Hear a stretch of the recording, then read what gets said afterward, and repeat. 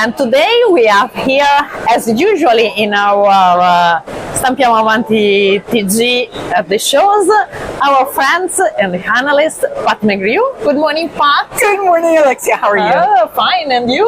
Oh, excellent. A little warm, but it's been a little warm in the halls, but excellent. Okay. And Pat, what could you find interesting in this show? Oh, so Labelexpo is always one of my favorite shows because you see things here that you may see in other parts of the industry later, right? A lot of people practice in the label industry, but it's a show that has brought something for everyone. If you're a flexo person and you believe that you will be a flexo person until you die, there are some really great solutions here. Great substrates, some new opportunities for ink, some new opportunities for software, workflow software, some really great solutions. Data capture solutions, which can be really useful for making your business more profitable. If you are one of those companies who sees the light on hybrid, you know that combining flexo with digital is a way to differentiate your business and to make things more interesting for your clients. There are some amazing hybrid solutions here that are definitely worth looking at, and we'll be writing about them and talking about them, I know, for the rest of the year. But if you are a digital person, there are things for you too. And a couple of the solutions that I'm in love with right now, met a group out of Turkey, hadn't expected to meet them. They have a lovely sort of small room size, small closet size, digital roll-fed label press. They're a company called Jetron out of Turkey, and they have built this to be appropriate for emerging markets and for people who want to dip their toe in but don't want to spend $1 million. Okay. Right? Because you can on the high-end digital press, you can spend €1 million in like 4 seconds, right? But this is like a lower price product entry point, great quality, printing on foils. I'm just printing on everything. Really love that. Software people here have brought their best, right? CERM has been telling some great stories. EPS has been telling some great stories. They have all the partnerships.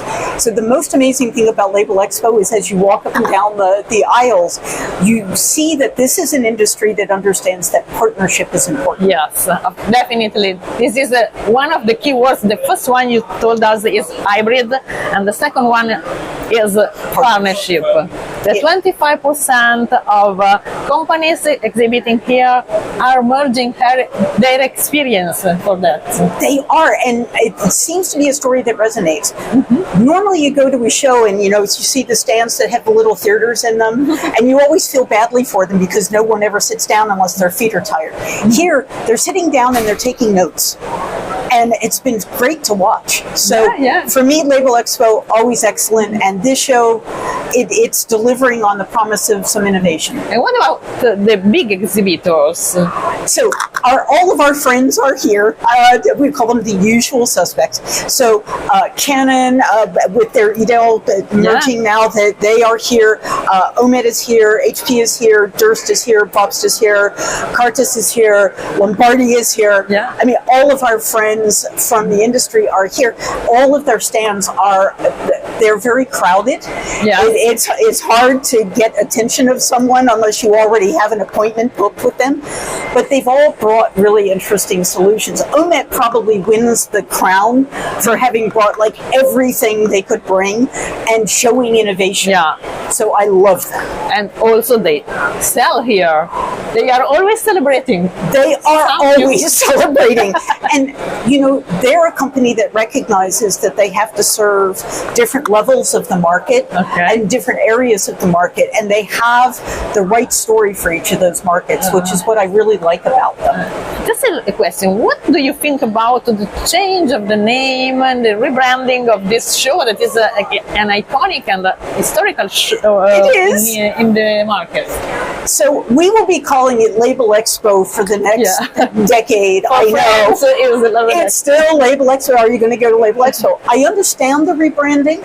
It's new owners, right? New venue, right? We're not in Brussels. We're in Barcelona. I think that Loop is an interesting name. The way they've derived it is interesting. I understand it.